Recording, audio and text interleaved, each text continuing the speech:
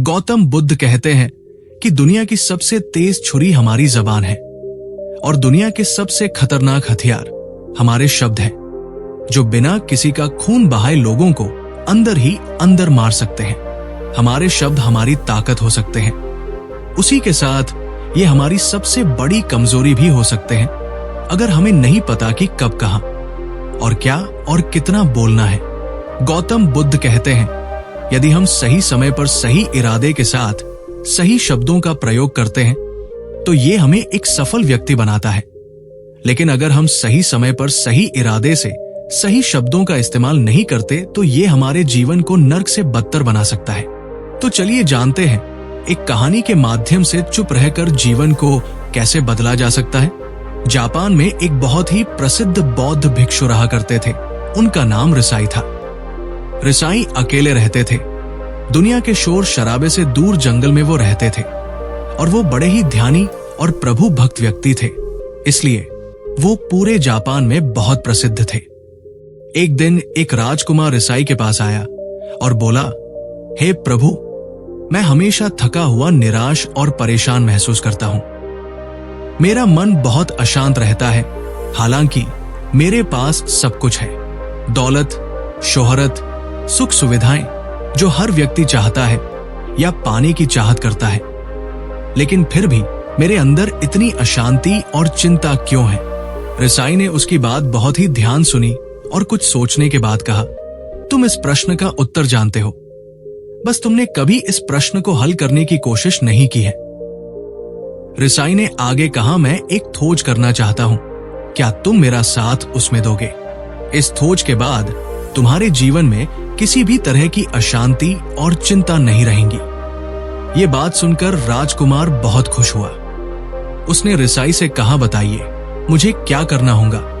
अपने मन के शांति के लिए मैं कुछ भी करने को तैयार हूं।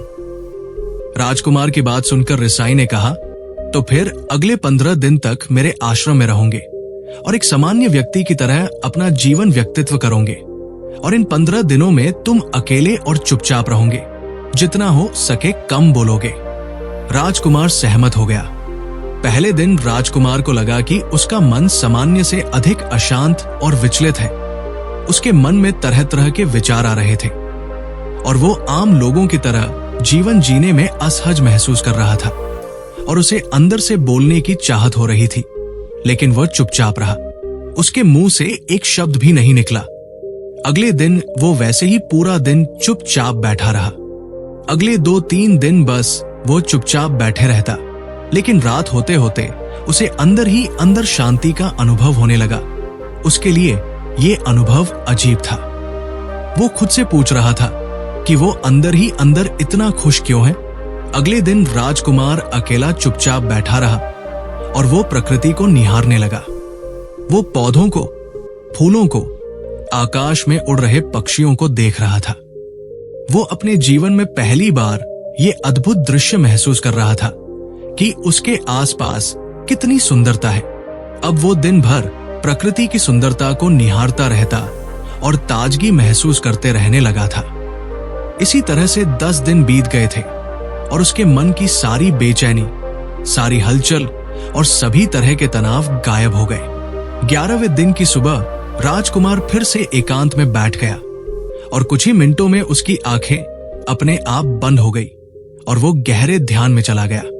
वो पूरे दिन वहीं पर ध्यान लगा के बैठा रहा और गहरे ध्यान में डूबा रहा। ना कोई शब्द, ना कोई चिंता। राजकुमार भीतर से असीम शांति और आनंद से भर गया। राजकुमार अपने बाकी के 4 दिन इसी तरह व्यतीत करने के बाद रिसाई के पास गया और उन्हें प्रणाम किया और बोला, हे भिक्षु महाराज, मुझे उत्तर मिल गया कि मेरे में इतनी उथल पुथल और चिंता क्यों था। मैं जान गया कि मेरा मन इतना अशांत और विचलित क्यों था। रिसाई ने मुस्कुराते हुए कहा, बताओ क्या उत्तर मिला तुम्हें? राजकुमार ने कहा, मैं जरूरत से ज्यादा बातें करता था। मैं किसी पर भी अपने शब्द और ऊर्जा व्यर्थ करता था। मैं दिन भर अपने लोगों से फालतू बातें करता और अकेले में उन्हीं लोगों के बारे में सोचता रहता था। ज्यादातर समय निगेटिव बातें सोचता रहता और इस तरह से मैं अपना समय बर्बाद कर देता था। ज्यादा बोलने और निगेटिव सोचने से मेरा मन अशांत और बेचैन हो गया था। इसी वजह से मैं किसी काम को ठीक से नहीं कर पा रहा था, जिसकी वजह से मैं हर काम में असफल होने लगा। और फिर इन्हीं लगातार मिलने वाली असफलताओं की वजह से ही मैं उदास और चिड़चिड़ा हो गया। इन्हीं सभी चीजों के वजह से मेरा जीवन बर्बाद हो रहा था। यहाँ पर हुए 15 दिन मेरे लिए पूरी तरह से अलग थे। मुझे कुछ अलग ही एहसास यहाँ पर हो रहा था। अब मुझे ऐसा लग रहा है मैं अपना जीवन पूरी तरह से जी रहा हूं, लेकिन इसके पहले मैं अपना जीवन गलत तरीके से जी रहा था। जीवन में खुद को जानना और समझना बहुत जरूरी होता है, जो मैंने पिछले 15 दिनों में अनुभव किया।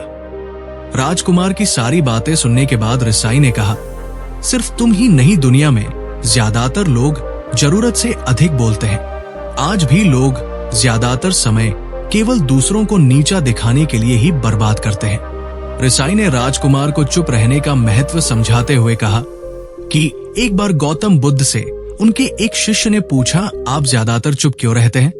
तब बुद्ध उन्हें चुप रहने के फायदे को समझाते हैं। चुप रहने से व्यक्ति अंदर से अनंत शांति और गहराइयों में होता है। मौन अपने भीतर उतरने की पहली सीढ़ी है।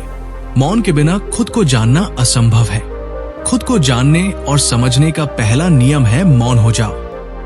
कम बोलने का कोई भी नुकसान नहीं है, लेकिन यदि आप ज्यादा बोलते हैं तो आप अधिक गलतियां करते हैं। अगर व्यक्ति कम बोलना शुरू कर दे तो संसार की 90% मुसीबतें अपने आप खत्म हो जाएंगी।